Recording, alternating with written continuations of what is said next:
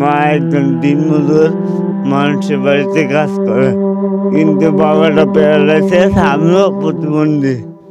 দেশের নানা প্রান্তে রয়েছে প্রতিবন্ধকতা আর দারিদ্রতা অনেককে থামিয়ে দেওয়ার গল্প, রয়েছে প্রতিবন্ধকতাকে জয় করে এগিয়ে যাওয়ার গল্প। তেমনি এক সংগ্রামী তরুণ শারীরিক প্রতিবন্ধী মোহাম্মদ জুয়েল মিয়ার গল্প।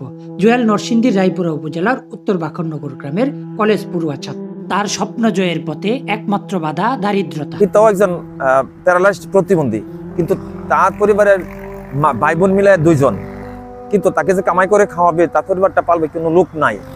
তার বাবা একজন কি পূর্বে রিক্সা শ্রমিক ছিল, রিক্সা পাইত, কিন্তু তার মা এখন অন্য জমিতে কাজ করে খাচ্ছে।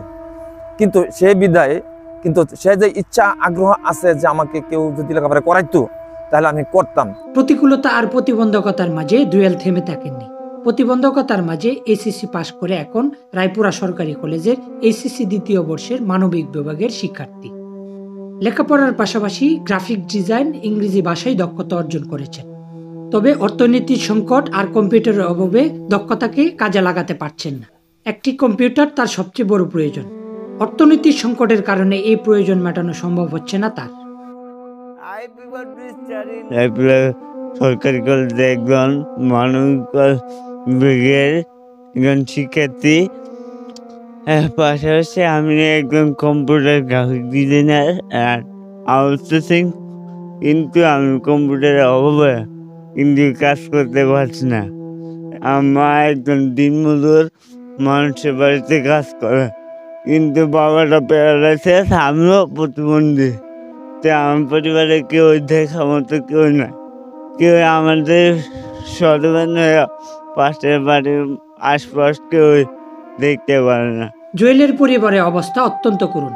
তার বাবা 5 বছর ধরে প্যারালাইসিস রোগে আক্রান্ত হয়ে 5 বছর ধরে কর্মক্ষম।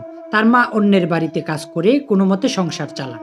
আমার সাথে পরে পড়াশোনা দেখলাম সব মেধাবী, মানে ভালো স্টুডেন্ট, পড়াশোনা ঠিকঠাক, সবকিছু ঠিকঠাক, কিন্তু ওইটাই মানে কলেজে যাওয়া আসায় সমস্যা করে আর কি। পরিবারের অবস্থা আপনার দুর্বল, মানে একবারে দুর্বল বলতেই কিন্তু আপাতত চলে আর কি। জুয়েল ছেলেটা খুব ভালো, আর মা অন্য জমিতে কাজ করে টাকা টুকা যেটা ইনকাম করে ওইটা দিয়ে লেখাপড়া চালাইতেছে, কিন্তু বাপ প্যারালাইসিস, ওই জন্য লেখাপড়াটা সে চালাই দিতে পারতেছে না। আমরা কোনো সদয় ব্যক্তি থাকেন, ওনারা কিছু হেল্প করলে উনি লেখাপড়া চালাই দিতে পারবো, সামনে একটু ভালো করতে পারবো। সবার কাছে এই জুয়েল দেখিয়ে দিয়েছেন কিভাবে প্রতিবন্ধকতাকে জয় করে সম্মানের সঙ্গে এগিয়ে যাওয়া যায়। তিনি সমাজের জন্য এক উজ্জ্বল দৃষ্টান্ত। যে আইএলটিএস কোর্স করছি, যদি আমি ভালো একটা সুযোগ পাই, একটা স্কলারশিপ পাই, তাহলে আমি উপকৃত হব। জুয়েলের স্বপ্ন নিজের কর্মপ্রচেষ্টায় পরিবারের ভাগ্য পরিবর্তন করা, কিন্তু তার স্বপ্ন পূরণে প্রয়োজন সরকারি বেসরকারি সহযোগিতা।